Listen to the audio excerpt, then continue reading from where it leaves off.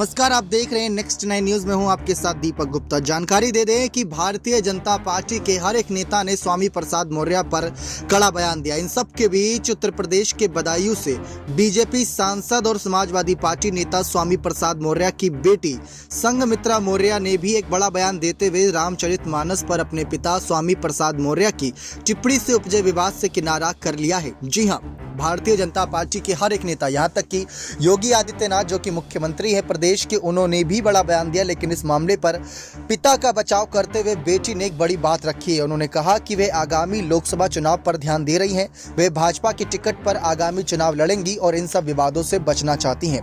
भाजपा सांसद संघमित्रा मौर्य ने कहा कि आप इस विवाद को खत्म करिए, मेरा इससे कोई लेना देना नहीं है। मैं आगामी लोकसभा चुनाव में भाजपा की टिकट पर बदायूं से दोबारा चुनाव लड़ने की तैयारी कर रही हूं। जानकारी दे दे कि जहां पर एक तरफ पिता यानी स्वामी प्रसाद मौर्य सपा में है, तो वहीं दूसरी तरफ भाजपा सांसद है संघमित्रा मौर्य जो कि स्वामी प्रसाद मौर्य की बेटी हैं और वो 2024 के बदायूं से दोबारा चुनाव लड़ने की तैयारी कर रही हैं। साल 2019 में लोकसभा चुनावों में संघमित्रा मौर्य गौतम भाजपा की टिकट पर बदायूं से लोकसभा सांसद चुनी गई थी और उन्होंने जिनको हार का सामना कराया था वो नाम है धर्मेंद्र यादव। जी हां, आपको बता दें कि एक बार फिर से वो तैयारियों में जुटी हुई हैं। 2019 के लोकसभा चुनावों में बदायूं सीट से ही समाजवादी पार्टी के अध्यक्ष अखिलेश यादव के चचेरे भाई धर्मेंद्र यादव को हराया था।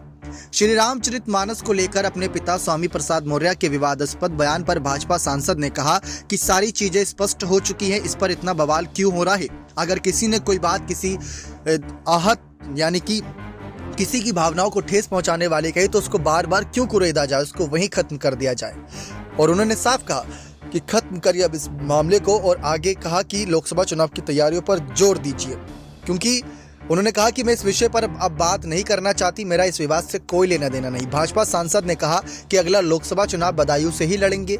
बदायूं में हम लगातार बने हुए हैं, लगातार काम कर रहे हैं, आप चाहे तो पता भी कर सकते हैं। अब भी मैं बदायूं में काम कर रही हूं और भाजपा से ही अगला चुनाव लड़ूंगी।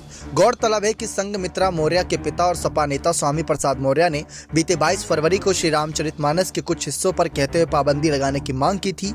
इससे समाज में एक बड़े तबके का जाति, वर्ण और वर्ग के आधार पर अपमान होता है। उनके इस बयान के बाद यूपी की सियासत गर्मा उठी।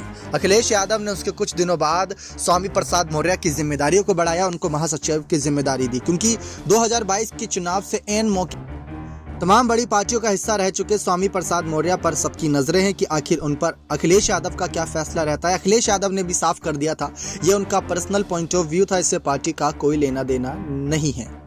बने रहिए चैनल के साथ, ऐसी और तमाम जानकारियों के लिए बहुत बहुत धन्यवाद।